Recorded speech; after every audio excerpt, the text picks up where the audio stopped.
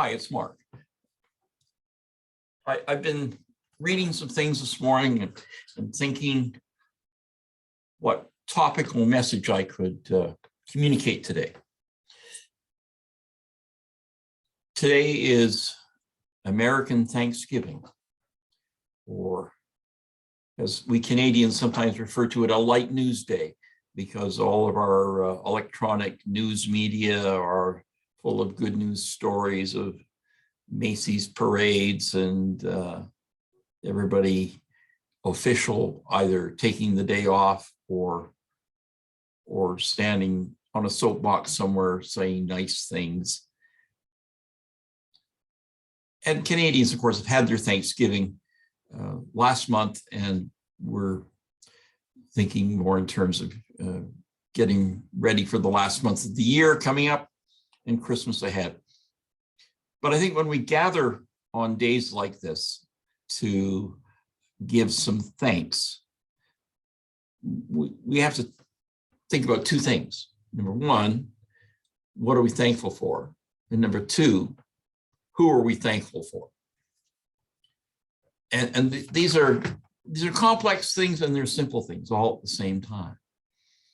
I'm thankful for the life I've had. I'm thankful for the experiences I've had and all the wonderful people I've encountered, tripped over, bumped into, had relationships with my entire life. Because without that, with both the great ones for celebrating and the difficult ones where conflicts were involved, have made me who I am. The experiences I have contributed to who I am. And on days when I reflect, in fact, this morning I was looking at some plaques I have on my wall in my office. I don't have a lot of these things. I've been given lots of things over time, and most of them are either in a drawer somewhere or they're in a trash bin somewhere, sorry. But the ones that are really important to me and meaningful to me are hanging on my wall. And as I was thinking back to something that covered from 1986 till 1992, it took me back in memory to those times and those people who were part of that organization and the interaction I had with them. And there's another one that I got in 2006 for 25 years of service in something. And the story is not about the work or the organization. That's a very long talk for another day. But immediately the memories of 25 years of doing something in an organization, interacting with a bunch of people to do something good. So I think we can be thankful for the things that have been bestowed upon us, the money we've made, the gifts we've received, the wonderful family and friends that sometimes shower us with kindness and affection or tolerance. They put up with us.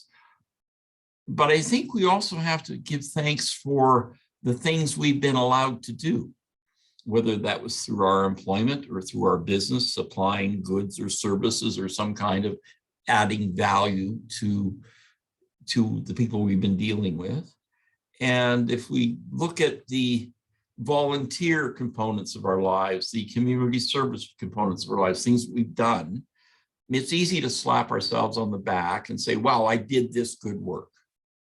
I got this plaque on the wall, or I got a pin to wear, or somebody, gave me a testimonial for, congratulations or thanks for what you did. It's really quite meaningless, isn't it? Because it's a piece of wood or a piece of glass. It's a trophy. It's a participant ribbon. But what it is where we were and what we were doing. I shouldn't be lauded for some volunteer work I did and a contribution I made, but rather I should be thankful to an organization that let me play a role, that let me help out, that let me be of service to a community. And I think I'm thinking about this more and more lately. I don't think my thoughts are necessarily deeper than they used to be, but maybe I'm spending a little more time in the gratitude space, if I want to use some modern thinking. When we give of ourselves to someone else, whether it's to help someone across the road or carry somebody's groceries from their car to their apartment, whatever we're doing to help somebody, yes, they might say thank you. They might show their gratitude in a variety of ways, or you might do it for a year over a year and they put a plaque on your wall. It's meaningless. What has meaning and value, and that we should be grateful for, is that we had a chance to help somebody. We had a chance to learn how to be of service to others. We learned how somewhere, and most of us, I think we learned that in our childhood or our early working lives.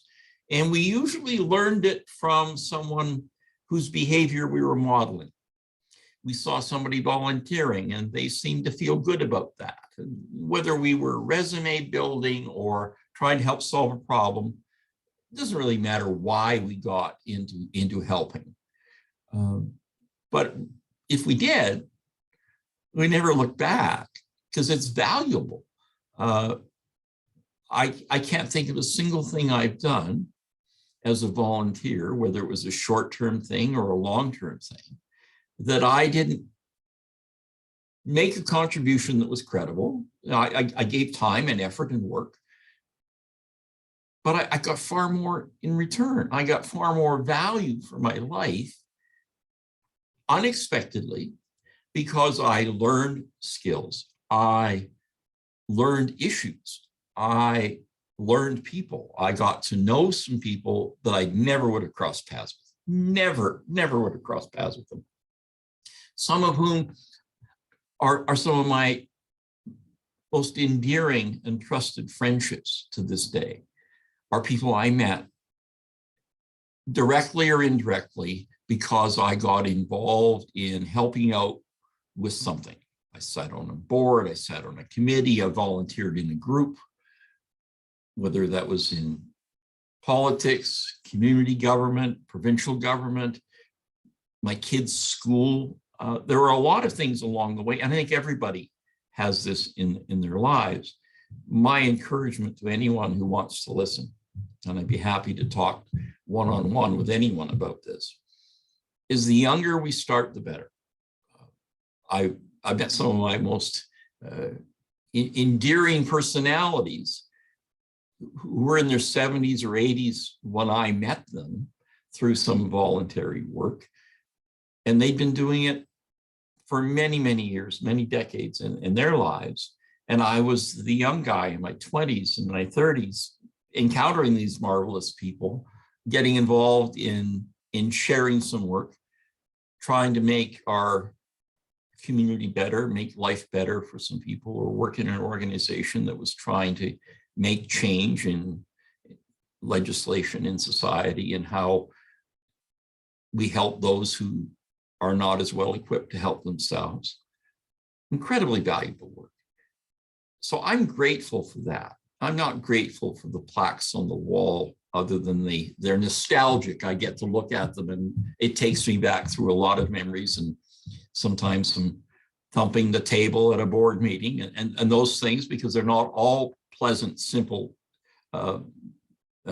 acts of service, but the opportunity to be of service to your community is something we get to do if we put our hand up, if we put our hand out, if we respond to a call for volunteers, or there's applications being invited to sit on a committee, sit on a board, whether it's with your civic government or your industry or professional organizations. I've served on a number of these, and the value is enormous. And I never had to pay a nickel. And many of them never paid me a nickel either. And some of these things you paid an honorarium or fee for your service, but you don't do it for that. You do it because it's worth doing and because you care about it and you can be of use and of value. So my message to my American friends, my Canadian friends, and anybody who's listening to this, whether you're listening to it on a Thanksgiving Thursday in November 2021, in the middle of a pandemic, or hopefully near the end of that pandemic, or in good times and sunny days in the middle of summer, whenever you're listening to this, what are you giving thanks for? What are you thankful for? What are you grateful for? Where's the greatest value in your life and your work coming from? Is it coming from what people do for you, or is it coming from what you do for others? And I think most people, aside from the trappings of the paycheck and the realities of the work world and the business world, where we have to sometimes toil long and hard for little reward, but we open our blinders a little bit and we look a little further around in our lives and in our communities. What are the things we're thankful for? Well, we're thankful for the community we have. Well, the community we have is good because people make it good. It doesn't get good by accident.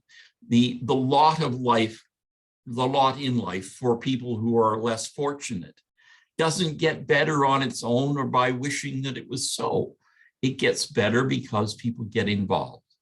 So whether that's getting involved, trying to influence the political process and government, or whether it's getting involved trying to help organizations, whether they're private sector for-profit organizations or not-for-profit charities, or the various tentacles of local and national governments, we can influence the community we live in by giving our time and our effort and our brains, our help.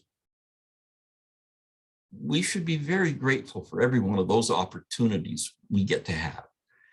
It's not about somebody helping us. It's about how we can help someone else. That's what I'm grateful for.